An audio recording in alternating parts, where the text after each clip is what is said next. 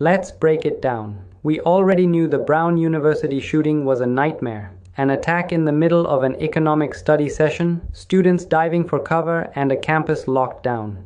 Now, new reporting says investigators are digging into the suspect's ties to MIT and to the academic world more broadly, raising uncomfortable questions about who missed what and how someone like this slipped through the cracks. I'm Imran, a Middle East-based analyst who follows US politics, security, and global affairs. In the next few minutes, let's walk through what we know about this investigation, what we don't know yet, and what it tells us about guns, elite institutions, and accountability.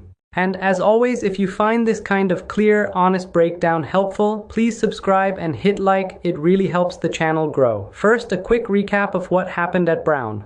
According to reports, the attack happened inside an economic study group as students were preparing for finals.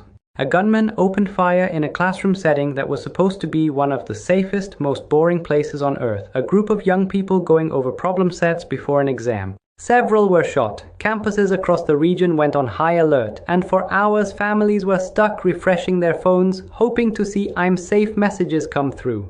Even in a country saturated with mass shootings, a university attack like this hits differently. It combines the fear of school violence with the sense that even elite campuses, with all their funding and security plans, still can't stop one person with a gun from turning a normal day into a trauma that lasts for life. Second, what's new about the suspect and the MIT angle? New reporting says investigators are now looking closely at the suspect's connections to MIT, including whether there were warning signs in academic or professional circles and whether any university resources were misused in the lead-up to the attack. We don't have all the details yet, and we should be careful not to jump to conclusions about anyone who hasn't been charged with a crime. But even that basic fact, that people around one of the world's top universities are now part of a shooting investigation, blows up a comfortable myth. We like to believe that violence and extremism are things that happen somewhere else. Poor neighborhoods, unstable families, people with no education. The reality is uglier.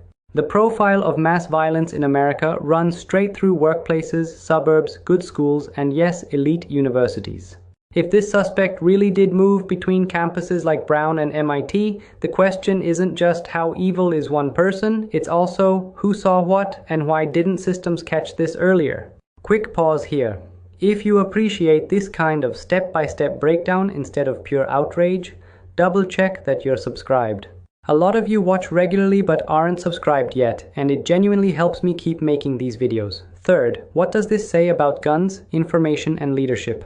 Every time there's a campus shooting, we see the same deadly triangle. Easy access to weapons that can turn personal breakdowns into mass casualty events.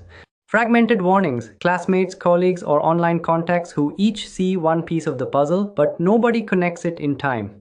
Political noise, leaders who rush to spin the story before the facts are clear, spreading misinformation about suspects being in custody, or motives being confirmed when they're not. We've already seen how Donald Trump, during this Brown incident, pushed out false claims about the shooter being caught while the situation was still active. That isn't just irresponsible, it can literally confuse people in the danger zone about how serious the threat still is. When you mix bad information from the top with a system that can't track red flags and a country flooded with guns, you get exactly what we're seeing: elite campuses that feel like soft targets instead of safe spaces. So let's break it down one last time. A Brown University classroom turned into a crime scene. Now investigators are probing the suspect's ties to MIT and the academic world. A reminder that violence and extremism don't respect rankings or prestige. The deeper story here isn't just about one gunman. It's about a US system that lets heavily armed men move through universities, social media, and politics with very little friction, and leaders who play games with the truth even while students are still hiding under desks. I'm Imran. This is Imran Breaks It Down. If this helped you see the bigger picture behind a single headline, please subscribe, like the video, and share it with a friend who follows US news. And tell me in the comments, what do you think is the first thing that has to change? The gun laws, the way we share warnings, or the way leaders talk about these crises? We'll keep breaking it down together.